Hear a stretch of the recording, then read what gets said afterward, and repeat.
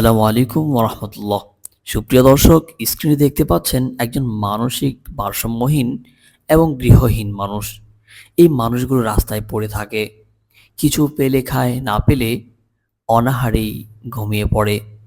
এই মানুষগুলোর খুব বেশি চাহিদা নেই, এই মানুষগুলো অনেক কষ্ট করে।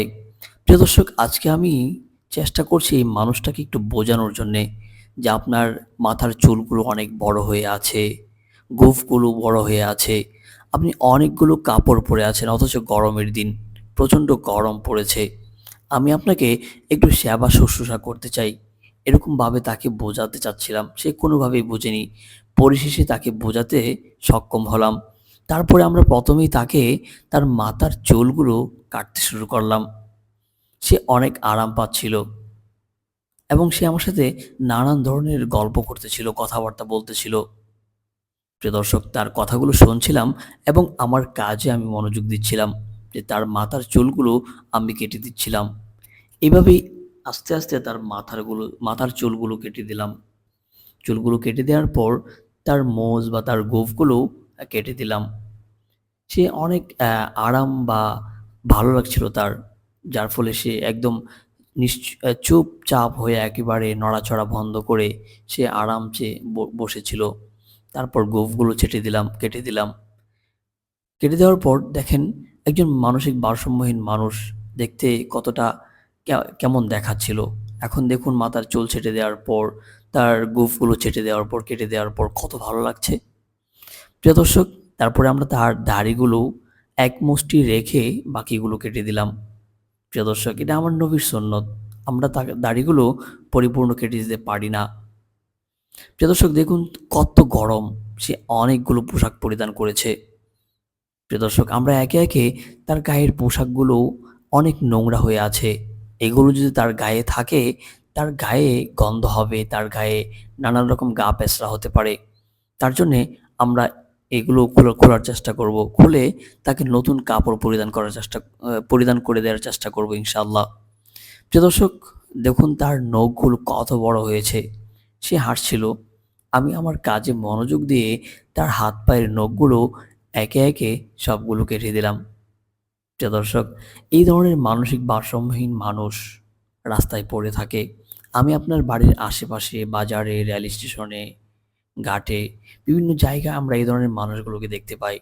প্রিয় দর্শক, আপনার সামর্থ্য অনুযায়ী আশা করি আপনিও এই ধরনের কাজে উদ্বুদ্ধ হয়ে আপনিও এই ধরনের কাজ করুন।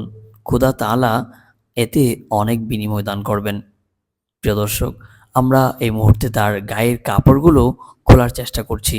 তাকে গোসল করে দিয়ে তাক অ্যা তার তার গায়ে নতুন একটা গেঞ্জি পরিয়ে দেব ইনশাআল্লাহ।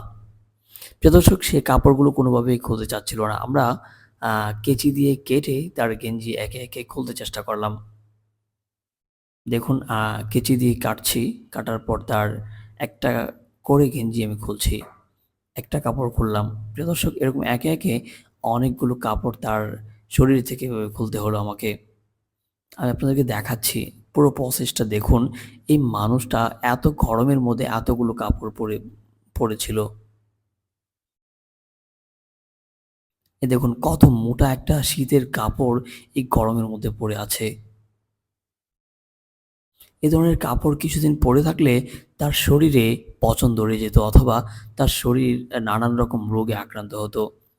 তাই আমরা এ থেকে তাকে বাঁচানোর জন্যে তার এই নোংরা কাপড়গুলো একে একে বের করছিলাম। সে কোনোভাবে এতে রাজি হচ্ছিল না যে সেই কাপড়গুলো সে খুলবে।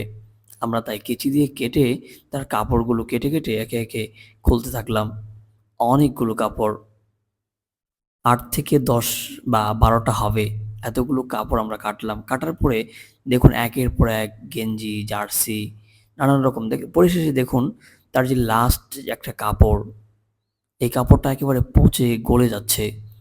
তারপরে তার যে সেন্টু গেঞ্জিটা আছে সেটাও দেখুন কি অবস্থা হয়েছে। এরকমভাবে তার সবগুলো কাপড় অ্যা আমরা খুললাম। তাকে আমরা বোঝাচ্ছিলাম যে, "তোমাকে গোসল করতে হবে। আমরা তোমাকে গোসল করতে নিয়ে যাবো।" সে রাজি হতে চাচ্ছিল না।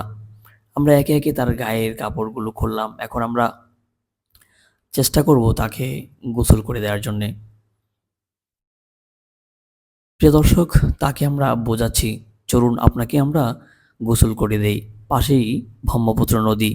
সেই নদীতে নদীর পাশে গিয়ে তাকে গোসল করে দেওয়ার চেষ্টা করব। তাকে বোঝাচ্ছি। সে কোনোভাবেই বুঝতেছে না, সে কোনোভাবেই গোসল করবে না। পরিশেষে আমরা গোসল করাতে ব্যর্থ হলাম। তবে আমাদের একটা ট্রাউজার তাকে পরিয়ে দিলাম, নতুন একটা ট্রাউজার। দর্শক দেখুন, তাকে ট্রাউজারটা পরানো হচ্ছে। এভাবে ট্রাউজার পরানোর পরে তাকে আমরা একটা গেঞ্জি পরিয়ে দেব।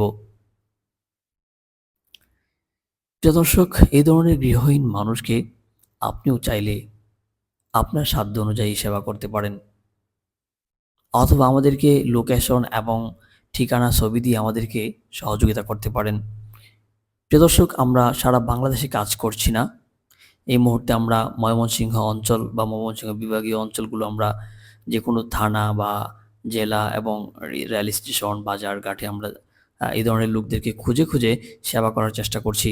আশা করি ময়মনসিংহ অঞ্চলের যারা আছেন, ময়মনসিংহ, জামালপুর, শেরপুর, এই নেত্রকোনা, এই কয়েকটা জেলার যেকোনো থানায় এই ধরনের মানুষ বা এই ধরনের মানসিক ভারসাম্যহীন গৃহহীন মানুষ যদি আপনারা দেখতে পান, আশা করি আমাদেরকে খবর দিবেন। আমরা এই ধরনের মানুষদের সেবা শুশ্রূষা করে থাকি।